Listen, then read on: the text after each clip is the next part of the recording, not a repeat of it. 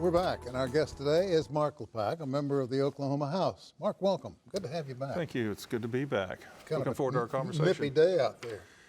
Rain is good if it's not too much at one time, and we'll take it.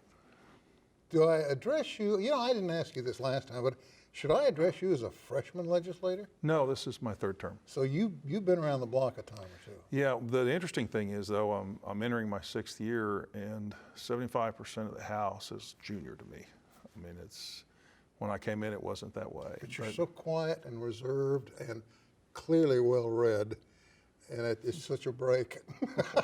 Well, thank you. I appreciate that. Not sure how to take that, but okay. Well, let's talk about a few issues. The governor recently gave himself an A for his performance in office. You agree with that?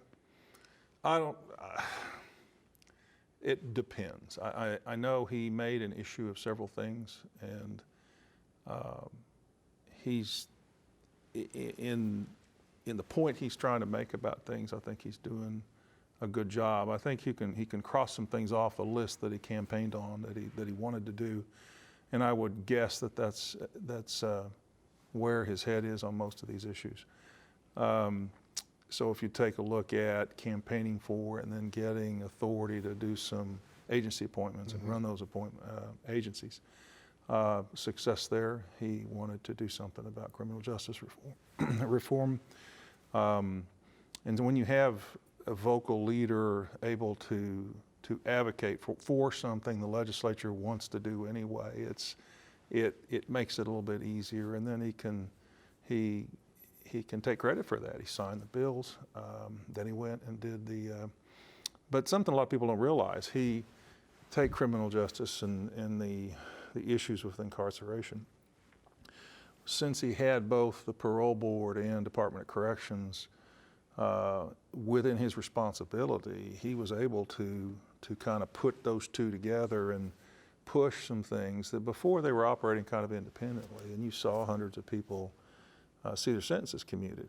We also had to pass some legislation to make some things retroactive that passed by a vote of the people before, but for going forward. So kind of to get back to your question, I think those kinds of things, and I don't know Kevin, the governor, real well, but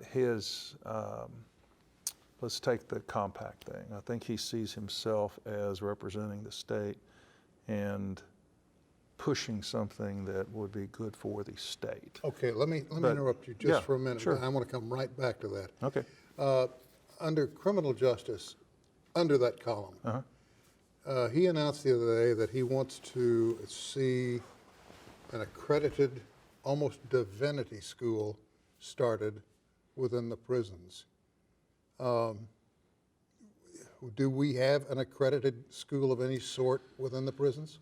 I don't know. Accredited. We have a lot of prison ministries that are in operation out there. I don't know if there's any unifying entity around it, and I don't know about accreditation. I saw that. I know the governor is very strong in his faith and believes that a lot of the answers, and as many of us do, that believe a lot of answers in society can't be legislated. You have to find some other way to deal with the problems we have out there.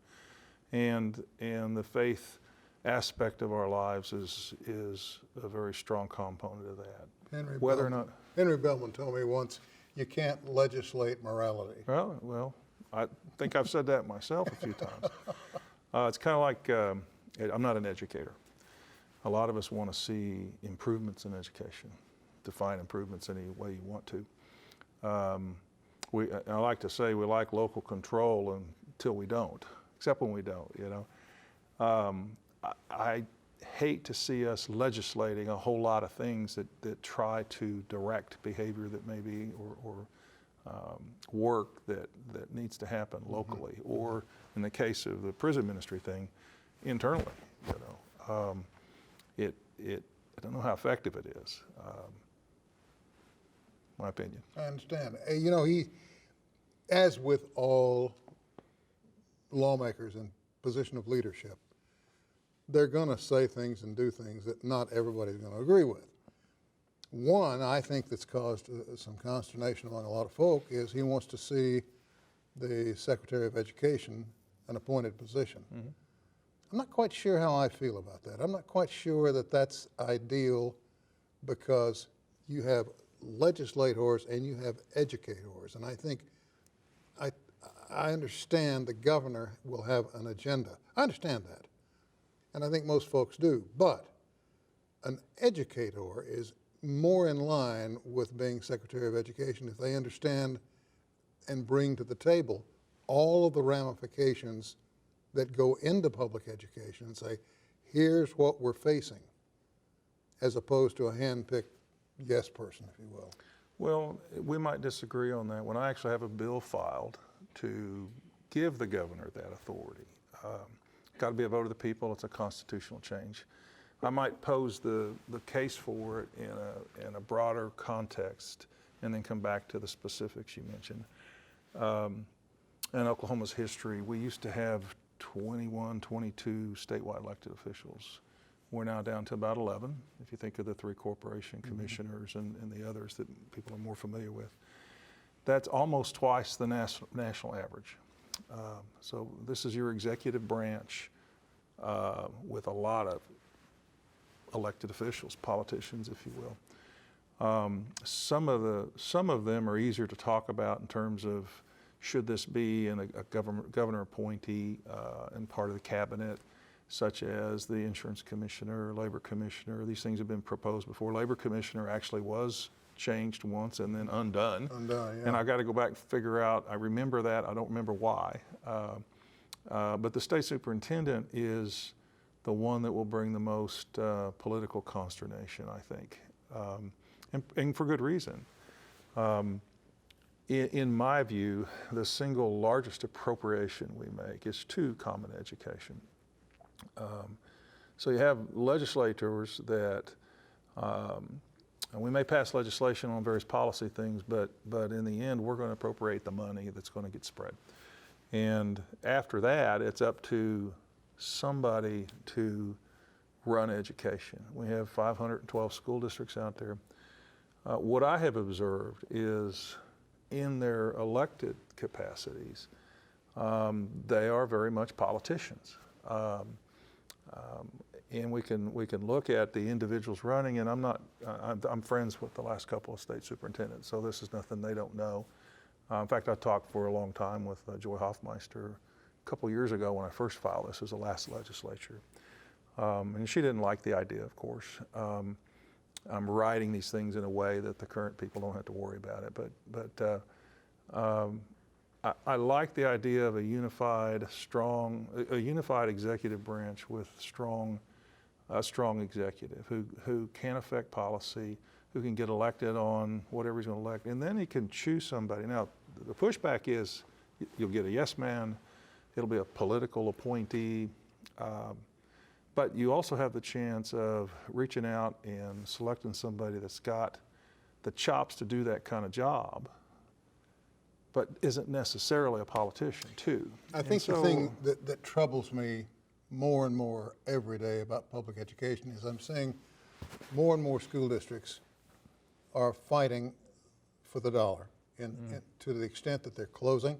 Classrooms are overcrowded, teachers are overworked, and yet there's an outcry, we need more from the schools. And you can't get more if you don't support them more. Or, am I thinking in the wrong vernacular? Well, here? I think, no, I don't think so. I think it makes sense that we are going to spend more in total on education because the student population is growing, right? That just makes sense. Sure. How that happens becomes a turf war almost, you know. So you got the component of funding that's property tax related, and then you've got the state appropriation. In Oklahoma, we have become overweighted on statewide type funding. Appropriation from the state's about 55% of the money that makes its way into the coffers of the different school districts. Other states, it's kind of flipped. It's more 45% from the state. So you become more and more dependent on the state dollar, and with that comes people that want to tell you what to do with it. And I think that's where a lot of the conflict comes in. I have to interrupt you because Okay. you're telling me I got to take a break right now. We'll be back with more right after this.